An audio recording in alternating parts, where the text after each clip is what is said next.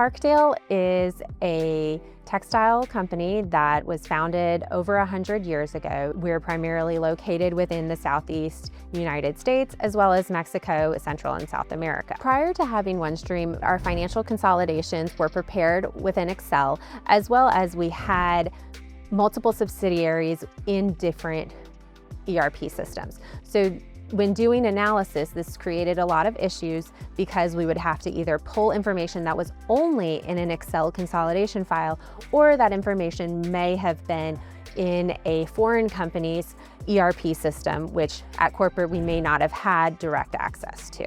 So we have a lot of different companies, a lot of different foreign currencies. Our US dollar was fine, but anything other than that, we had different spreadsheets and different formats. We definitely wanted something that could improve the efficiency of our month-end close process and consolidations. One word I would use to describe OneStream is transformational. Previously did about 7 consolidations within Excel.